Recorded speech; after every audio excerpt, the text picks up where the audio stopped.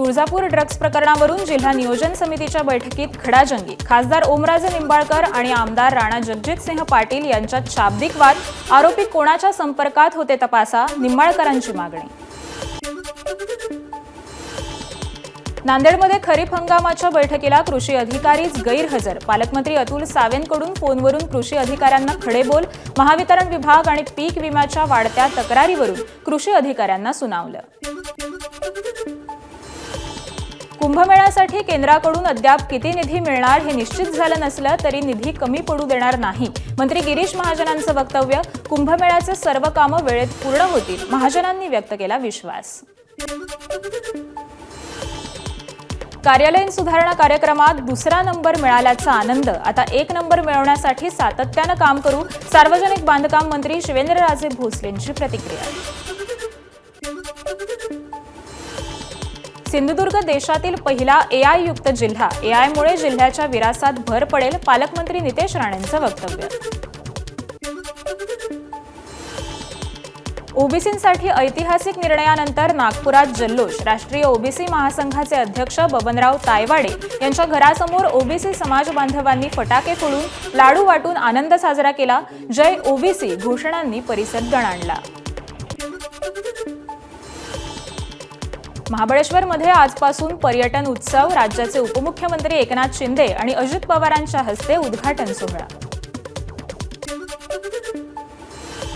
लातूर महानगरपालिकेच्या जलशुद्धीकरण केंद्राला पालकमंत्री शिवेंद्रराजे भोसलेंची अचानक भेट। शहराला पिळवळसर पाण्याचा पुरवठा होत असल्यानं हरंगुळ येथील जलशुद्धीकरण केंद्राला भेट देत माहिती घेतली।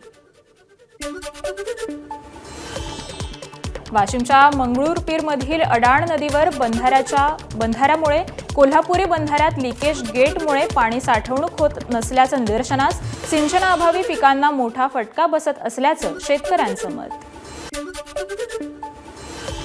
नाशिकच्या दिंडोरी तालुक्यातील पुणेगाव धरणाच्या गेटवर शेतकऱ्यांचं आंदोलन। कोणतीही पूर्वसूचना न देता पुणेगाव धरणाच्या डाव्या कालव्यात पाणी सोडल्याच्या निषेधार्थ आंदोलन। कडक उन्हामुळे पाणवठे आटल्याने वाघाचा मानवी वस्तीत धुमाकूळ। भंडाऱ्याच्या कुरमुडा गावाजवळ वाघाचं दर्शन, यामुळे गावकऱ्यांमध्ये भीतीचं वातावरण। मात्र वन विभागानं जेरबंद करून जंगलात सोडलंय। यवतमाळच्या बेलोरा गावात पालकांकडून मुख्याध्यापकांवर गंभीर आरोप करत त्याला मारहाण। मुख्याध्यापकाची गाडीही पालकांनी पेटवली।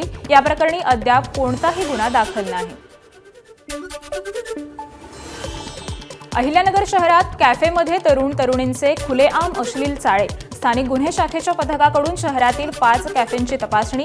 या प्रकरणी 9 जणांविरोधात गुन्हा दाखल तर 7 जणांना अटक। भिवंडीतील सोनाई देवी यात्रेच्या शेवटच्या दिवशी खर्डी गाव अंधारात। ट्रान्सफॉर्मर बिघाडामुळे भाविक आणि दुकानदारांचं मोठं नुकसान। महावितरण कंपनीच्या गलथान कारभाराचा फटका यात्रेला।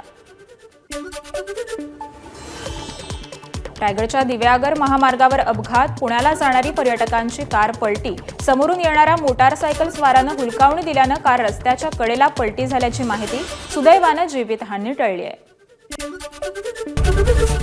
एबीपी माझा, उघडा डोळे बघा नीट।